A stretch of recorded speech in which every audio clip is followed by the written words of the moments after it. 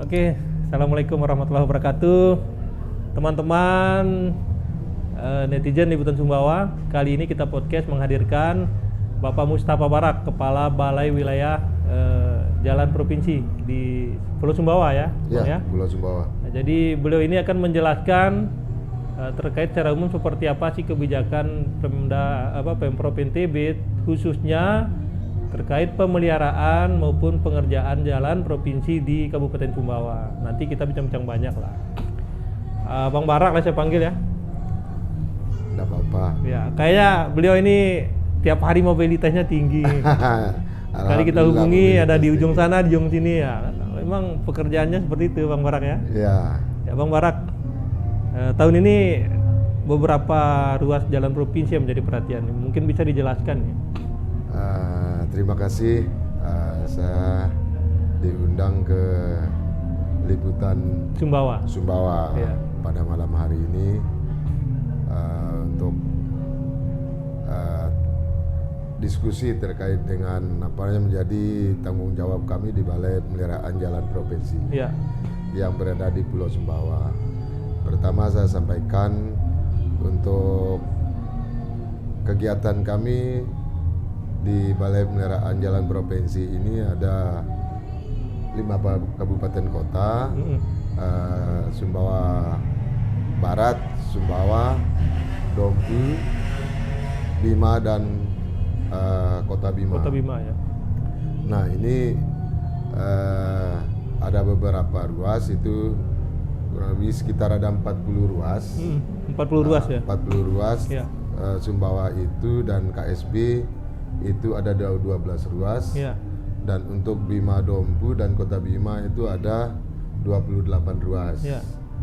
Nah, yang menjadi permasalahan terkait dengan kondisi-kondisi jalan yang berada di wilayah Pulau Sumbawa ini ada beberapa ruas, terutama di ruas Palempat Nangguar Lunyuk. Ya. Dan di dalam kotanya juga ada di ruas Sultan Kaharudin, terus di Simpang Negara Moyo Lua Air. Ya. Itu yang menjadi permasalahan di tingkat aktivitas masyarakat. Ya. Karena terlalu banyak faktor-faktor yang menyebab peningkatan perekonomiannya masyarakat. Tapi satu sisi kami di Balai Pemeliharaan Jalan ini untuk mempertahankan kemantapan jalan. Ya. Nah, bukan kami untuk pembangunan atau peningkatan jalan, Mempertahankan. tapi kami memelihara jalan. Memelihara jalan itu penanganannya kita kerjakan dengan sistem swakelola. Swakelola. Ya. Tidak ditender ya. Tidak ditender. Nah, ini beberapa tahun ini memang terjadi kondisi jalan kita itu sangat parah. Akibat curah hujannya juga sangat tinggi. Ya. Dengan kondisi yang ekstrim, banyak terjadi longsor-longsor di mana-mana. Ya. Terutama di ruas Lenangguar Lunyuk. Ya. Terus yang kedua di Simpang Negara Moyo Lua Air. Ya. Kami juga tetap kami pantau secara kontinu untuk memantau perkembangan pengguna jalan. Nah, memang banyak keluhan-keluhan masyarakat terkait jalan yang kami tangani ini di jalan provinsi ini dengan anggaran kami sangat minim sekali. Oh, kendala anggaran juga. Ya, karena efisiensi anggaran sekarang ini tidak bisa kita ukur dengan volume pekerjaan kita dengan faktor kejadian banyak sekali yang menyebabkan jalan itu cepat rusak. Yang pertama tadi saya bilang masalah cuaca ekstrim. Terus yang kedua masalah pembebanan lalu lintas dengan muatan di atas tonase. Nah, karena jalan provinsi ini garis besarnya maksimal untuk kapasitas jalan provinsi ada maksimalnya 8 ton. Oke, 8 ton. 8 ton. Sementara angkutan-angkutan seperti angkutan jagung atau mobilitas alat-alat berat itu kan di atas 30 ton muatannya. Nah, ini yang penyebab utama jalan kita itu cepat rusak. Nah, ini kesadaran inilah yang harus kita masyarakat itu bisa menyadari. Kami juga sebenarnya kewalahan dengan selintingannya masyarakat yang menaikkan ke media. Dengan adanya berita-berita miring tentang serangan ke gubernur kita Pak Muhammad Iqbal. Sementara satu sisi dari kita lihat Pak gubernur kita ini untuk mutunya Pak gubernur ini kan bangkit bersama, NTB makmur mendunia. Nah, kalau kita lihat dari penanganan kami di pemeliharaan ini, yang walaupun kami itu tidak ada anggaran yang sangat, ada anggarannya tapi minim, tapi kami tetap jalan itu kita atasi segera. Seperti kejadian pada bulan-bulan Desember, bulan 1 kemarin, dan selanjutnya sampai bulan 5 kan hujan itu sangat ekstrim, sangat deras. Kami tetap tangani, dan yang walaupun kami itu masih material itu kita pakai dulu sementara untuk kita atasi lubang-lubang jalan itu yang parah, yang menjadi hambatan-hambatan masyarakat yang berlalu lintas di situ. Karena kami juga khawatir masyarakat itu bisa terjadi nanti ada kecelakaan di situ. Perekonomiannya juga terhambat kan, itu yang kita jaga. Nah, kami sebagai ujung tombak NTB yang berada di Pulau Sumbawa ini sangat intens sekali kami kerahkan semua personil kami seperti pelaksana, terus pengamat-pengamat dan juru jalan juga tetap memantau semua kondisi jalan kami yang berada di Pulau Sumbawa ini. Dan bukan di Kabupaten Sumbawa saja, di Kabupaten Bima pun ada di ruas Talabiu Simpasai namanya, yang sering menjadi perhatian masyarakat juga di sana. Dan saya sudah 1 minggu kemarin saya sudah berkoordinasi dengan pihak terkait dengan pemerintah Kabupaten Bima untuk nanti kami adakan rapat dengan OPD terkait nanti di sana, karena faktornya nanti ada gangguan-gangguan dengan pihak-pihak masyarakat setempat, lokasi tempat yang kami tangani nanti kami harus ada didampingi oleh pemerintah daerah. Dan begitu pun juga yang di Sumbawa, khususnya yang di ruas Sultan Kaharudin, depan rumah sakit itu depan rumah sakit itu, karena memang Pak Gubernur mengeluarkan janjinya pada saat itu. Kebetulan saya mendampingi juga beliau dengan Pak Bupati dan dengan Pak Nurdin Ragabrani. Pada akhir Oktober nggak salah, kami ke ruas Sultan Kaharudin. Memang janjinya Pak Gubernur itu Januari untuk 2020. Dikerjakan dengan sistem swakelola. Itu informasinya dari Pak Gubernur Pak Muhammad Iqbal. Nah, tetapi kalau kita melakukan pekerjaan pada bulan 1 dengan faktor hujan yang sangat tinggi, pasti nanti dengan kualitas pekerjaan kita itu tidak bisa kita jamin, tidak bisa maksimal nanti. Nah, makanya sekarang kita molor sampai sekarang belum kita kerjakan. Karena kami juga, saya selaku Kepala Balai Pemeliharaan yang berada di Pulau Sumbawa ini, saya juga bersama tim kami di pemeliharaan kita lihat dan kami kaji secara teknis di lapangan, karena memang banyak faktor-faktor penyebab yang menjadi jalan itu cepat hancur. Karena limpahan-limpahan air dari dataran tinggi numpuknya di atas permukaan badan jalan kita yang di Sultan Karu ini. Itu pertama, dari sisi dataran tinggi itu pemukiman juga larinya ke situ. Dan kedua, datarannya rumah sakit juga, rumah sakit itu kan sudah tinggi di situ kan, airnya numpuk di badan jalan kita karena sekarang sudah rendah kan. Nah, ini kami sudah koordinasi dengan pemerintah daerah, dengan Pak Bupati, dengan asisten 2 Pak Lalu Suharmaji, untuk kita rapat bersama. Nanti insya Allah mungkin minggu depan kami rapat bersama dengan OPD-OPD terkait, termasuk PUPR Kabupaten Sumbawa, terus Dinas Lingkungan Hidupnya, terus PRKP-nya juga, dan sama Direktur Rumah Sakit juga nanti, karena ada hambatan-hambatan yang harus kita selesaikan.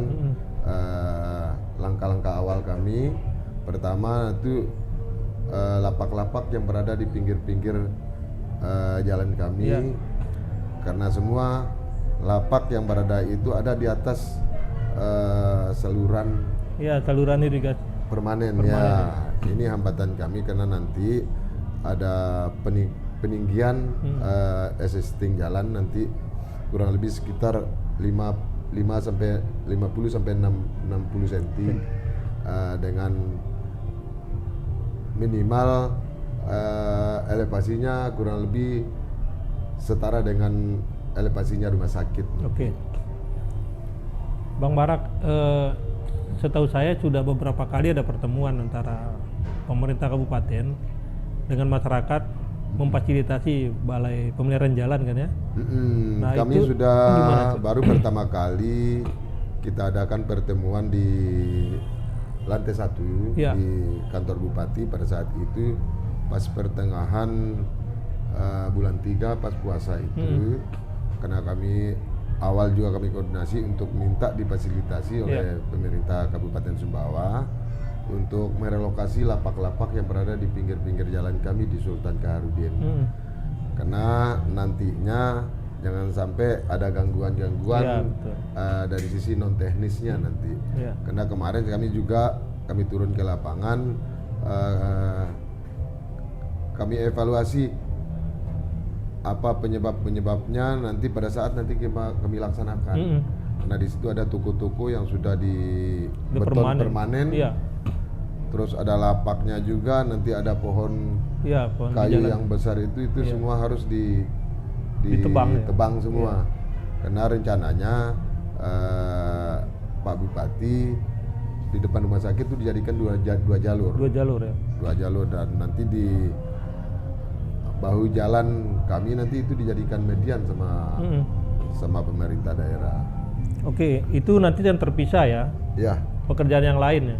Ya, nanti itu terpisah. Nanti ya memang terpisah karena itu menjadi tanggung jawab pemerintah kabupaten juga nanti untuk penebangan pohon dan relokasi lapak dan segala macamnya. Pokoknya aksesoris yang berada di utility jalan yang rencana kami kerjakan nanti. Yang mudah-mudahan waktu dekat ini kami sudah memulai, karena kami dalam proses persiapan peralatan juga, terus dalam proses kami siapkan DID-nya, karena kami lihat kesiapan ini tidak menutup kemungkinan pasti ada kerjasamanya dengan pemerintah kabupaten. Jadi kalau kita lihat kondisi jalan saat ini, jadi masyarakat itu sering mengeluhkan debu, kemudian beberapa kali juga terekam di media sosial pengendara jalan yang jatuh. Nah, untuk saat ini sebelum diperbaiki, apa upaya kontingensi lah untuk mengurangi jalan-jalan yang lubang? Apakah ada itu? Memang ada langkah-langkah kami juga untuk supaya pengguna-pengguna jalan itu tidak terjadi kecelakaan. Di situ kami sudah beberapa kali kami perbaiki, kami timbun dengan agregat kelas A. Tapi itu semua pasti cepat hancur juga karena airnya terlalu tinggi pada saat itu. Tapi alhamdulillah sekarang ini sudah kering. Mudah-mudahan cuacanya juga bersahabat nantinya pada saat kami melakukan pekerjaan nanti di situ, karena panjang jalan yang harus kami kerjakan nanti kurang lebih sekitar 500 sampai 700 meter nanti sesuai dengan hasil pengukuran kami. Karena kami juga nanti akan tembak dengan pesawat waterpass dan geodulit nanti di situ. Nah, inilah supaya nanti kami juga dari pemerintah provinsi yang berada di Pulau Sumbawa ini, khususnya kami di Kabupaten Sumbawa, saya harapkan semua masyarakat itu bisa menyadari, bisa memaklumi dengan faktor-faktor penyebab yang menjadi faktor utama menjadi jalan itu cepat rusak. Nah, ini kita minta kepada seluruh masyarakat untuk bisa menyadarkan apa penyebab yang menjadi faktor utama. Mungkin kesadarannya masyarakat itu bisa meredam masyarakat itu berladang dengan ketinggian yang sangat tinggi. Itu menjadi penyebab utama. Kasusnya di Simpang Negara Moyo Lua Air itu di daerah Batu Bangka Praja. Erosi itu kan? Itu kiri kanan jalan. Iya, itu erosi beberapa kali, ini beberapa tahun kami tangani di titik yang sama sampai jalan itu putus. Itu penyebabnya tidak ada lain. Peladangan itu. Orang-orang berladang itu berladang jagung. Nah, ini supaya masyarakat itu bisa menyadari, karena kita juga bagaimana untuk kita meningkatkan perekonomiannya masyarakat. Karena mutunya Pak Gubernur itu kita bangkit bersama, NTB makmur mendunia itu kalau kita tidak sama-sama kita saling membangun. Ini yang harus kita betul-betul kita sama-sama kita menyadari, karena kita juga masyarakat NTB, masyarakat Sumbawa harus kita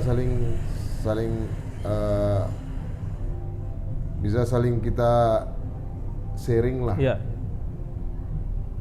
Dan saya juga yang di Desa Batu Bangka, saya sering sampaikan lewat masjid. Saya diundang juga oleh kepala desa, dan saya pernah dua kali saya jadi imam hari Jumat di Batu Bangka, sampai saya untuk saya himbau kepada masyarakat supaya masyarakat itu bisa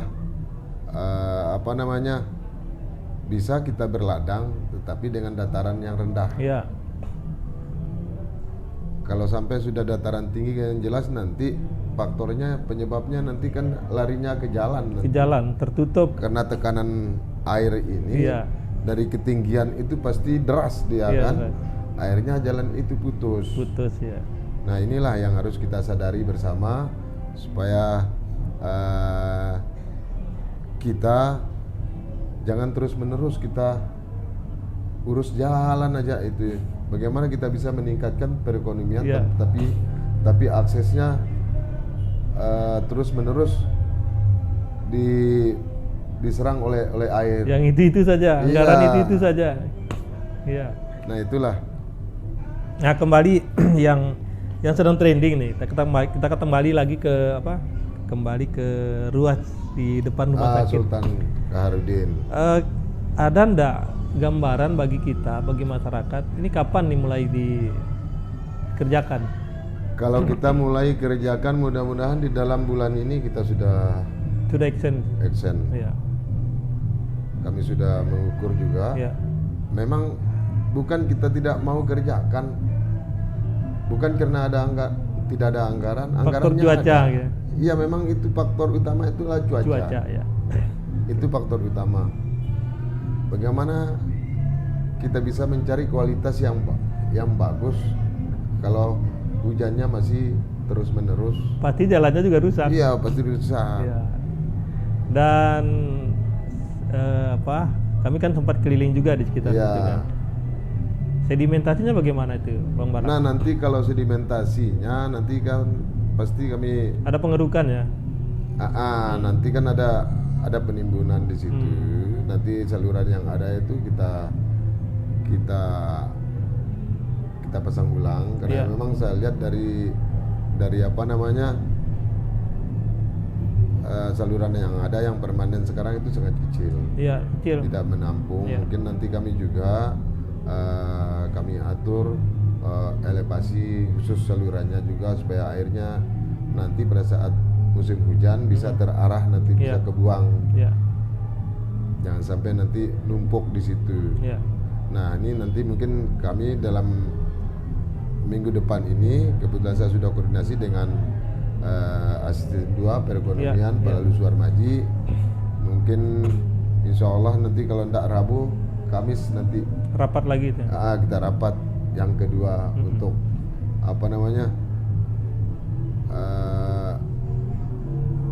tahapan akhir kami untuk pelaksanaan mulai pelaksanaan Iya. nanti. Artinya semua persiapan teknis dan non teknis itu sudah disiapkan. Ya, sudah kita siapkan.